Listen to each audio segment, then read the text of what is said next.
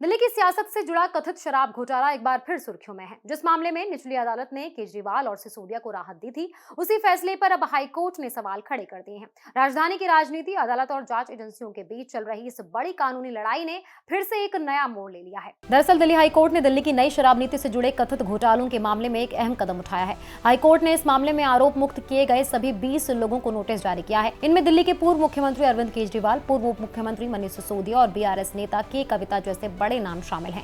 ये नोटिस उस याचिका पर जारी किया गया जो सीबीआई ने दायर की थी। सीबीआई ने निचली अदालत के उस फैसले को चुनौती दी जिसमें सभी आरोपियों को डिस्चार्ज यानी आरोपों से मुक्त कर दिया गया था। ये पूरा मामला दिल्ली सरकार की 2021-22 की शराब नीति से जुड़ा है। जांच एजेंसियों का आरोप है कि इस नीति को बनाते समय कुछ कारोबारियों को फायदा पहुंचाने के लिए नियमों में बदलाव किए गए और इसके बदले में भारी रिश्वत ली गई। सीबीआई का कहना है कि इस मामले में हवाला के जरिए बड़ी रकम का लेन देन हुआ। एजेंसी के मुताबिक रिश्वत की रकम 19 करोड़ से लेकर 100 करोड़ रुपए तक बताई जा रही है। इनमें से लगभग 44 करोड़ रुपए हवाला के माध्यम से ट्रांसफर किए जाने का आरोप है। सोमवार को हुई सुनवाई के दौरान सीबीआई की ओर से भारत के सॉलिसिटर जनरल तुषार मेहता अदालत में पेश हुए। उन्होंने निचली अदालत के फैसले पर गंभीर सवाल उठाए। तुषार मेहता ने अदालत में कहा कि ये देश की राजधानी के इतिहास के सबसे बड़े घोटालों में से एक हो सकता है और इसकी जांच बेहद वैज्ञानिक तरीके से की गई है। उन्होंने दावा किया कि जांच के दौरान साजिश के हर पहलू को सामने लाया गया है। मेहता के मुताबिक इस मामले में कुल 164 गवाहों के बयान दर्ज किए गए। कई गवाहों ने मजिस्ट्रेट के सामने बयान देकर बताया कि साजिश कैसे रची गई, किस तरह रिश्वत दी गई और किन लोगों तक पैसे पहुंचे। उन्होंने ये भी कहा कि आम आदमी पार्टी कम्युनिकेशन इंचार्ज रहे विनय नायर की भूमिका भी जांच में सामने आई है। आरोप है कि कुछ व्यापारियों को फायदा देने के बदले रिश्वत ली गई और उस पैसे का इस्तेमाल चुनावी फंडिंग के लिए किया गया, खासकर गोवा चुनाव के लिए।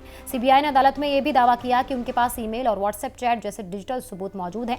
साथ ही ये भी आरोप लगाया गया कि जांच के दौरान कई अहम सबूत नष्ट किए गए। तुषार मेहता के मुताबिक लगभग 170 मोबाइल नष्ट किए गए जिससे जांच को नुकसान पहुंचा। उनका कहना है कि ट्रायल कोर्ट ने इन सबूतों पर पर्याप्त विचार नहीं किया। सुनवाई के दौरान हाईकोर्ट ने भी कहा कि अभियोजन पक्ष की ओर से पेश किए गए कई सबूत निचली अदालत के आदेश में ठीक से शामिल नहीं किए गए। साथ ही कोर्ट ने यह भी माना कि अदालत में कुछ टिप्पणियां तथ्यात्मक रूप से सही नहीं लगती। इसके अलावा अदालत ने राउज एवेन्यू कोर्ट की कुछ टिप्पणियों पर फिलहाल रोक लगाने का निर्देश भी दिया है। हाईकोर्ट ने सभी 20 आरोपियों को नोटिस जारी करते हुए उनसे जवाब मांगा है। अब इस मामले में अगली सुनवाई 16 मार्च को होगी, जहां ये तय होगा कि निचली अदालत का फैसला बरकरार रहेगा या मामले में आगे सुनवाई का रास्ता खुलेगा।